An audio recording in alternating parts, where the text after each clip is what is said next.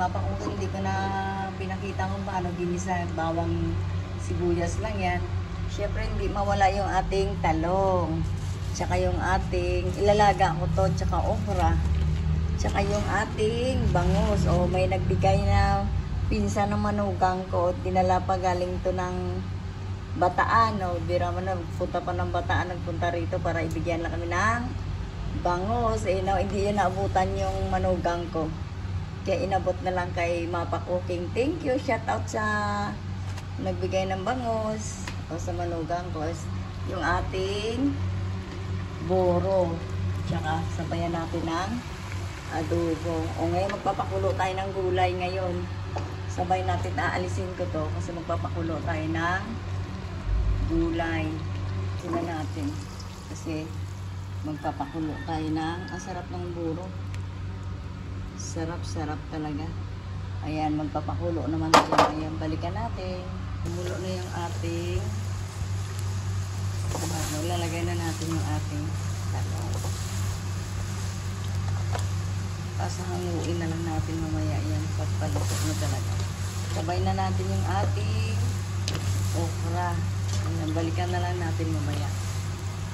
Sarap ng ating ulam.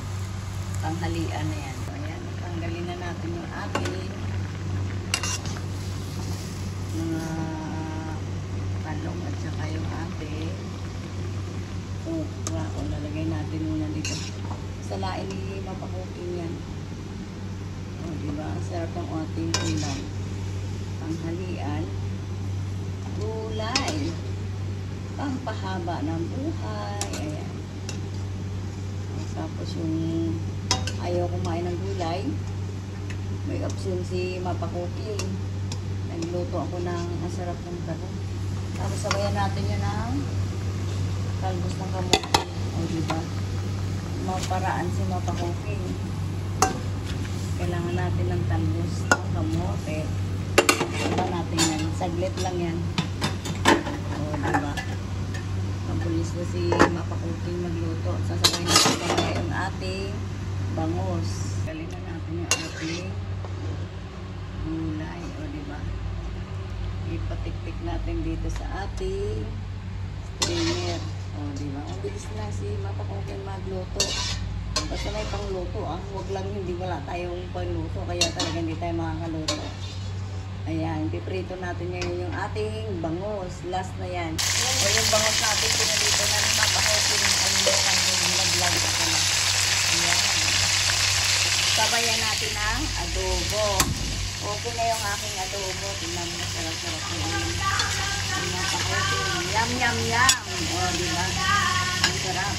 Okay na yung ating bangus. Tingnan ni Mapa Cooking. Binalistad ko na, hindi ko pinakita eh. Walang ko assistant. O di okay na rin yung ating adobo.